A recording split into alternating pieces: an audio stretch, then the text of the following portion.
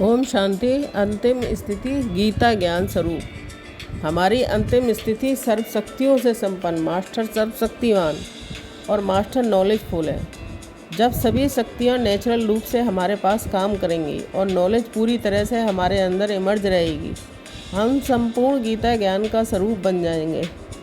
हमारी अंतिम स्थिति ये भी है कि हम सेकंड में फुल स्टॉप लगा सकें, और सेकंड में फुल स्टॉप लगाने के लिए हमें एक बहुत सुंदर अभ्यास चालू रखना चाहिए कि अपनी बुद्धि को जहाँ चाहें, जिस स्वरूप में चाहें और जितने लंबे समय के लिए स्थित करना चाहें, हम स्थित कर सकें। ये एक ऐसी सुंदर कला है कि ये कला जिनके पास आ जाती है, सर्व कलाएँ स्वतः ही उनमें आने लगती हैं। हम अपने मन को पूरी तरह स्थित करें। मन को भटकाना संगम युग पर सबसे बुरी बात है। जिसने संगम युग पर भी अपना मन भटकाए रखा, उनका मन द्वापर युग के बाद भी बहुत भटकता रहेगा। इसलिए अपनी चित्त को ज्ञान और योग के बल से शांत करें, उन्हें पॉजिटिव दिशा दें, ज्ञान के चिंतन से रहें।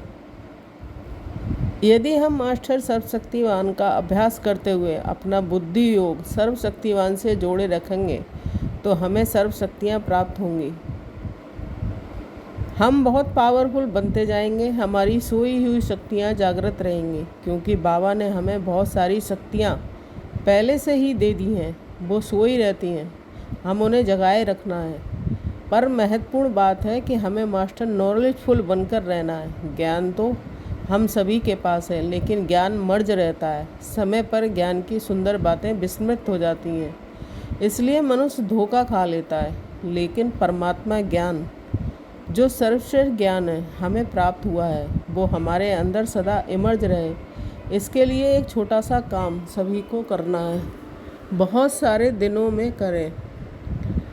कम से कम बाबा की ज्ञान की 50 सुंदर बातें अपने पास लिखें। रोज़ मुरली सुने।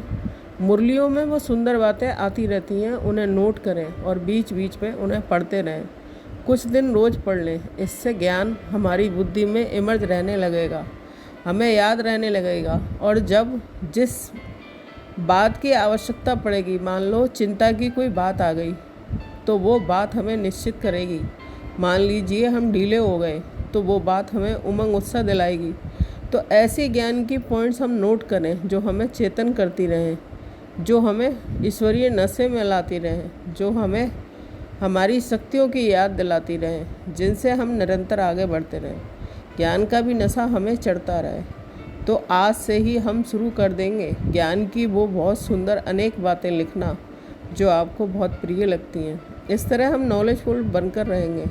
ज्ञान का चिंतन अवश्य हमारी बुद्धि में चलता रहे। ऐसे ना हो कि इतना श्रेष्ठ ज्ञान होते हुए भी हम ऐसे बनकर रहें जैसे हमें कुछ नहीं आता है। नहीं, ज्ञान का चिंतन होता रहे। ये चिंतन हमें सूक्ष्म रूप में शक्तिशाली बनाता रहता है। ज्ञान बल भी बहुत बड़ा बल है।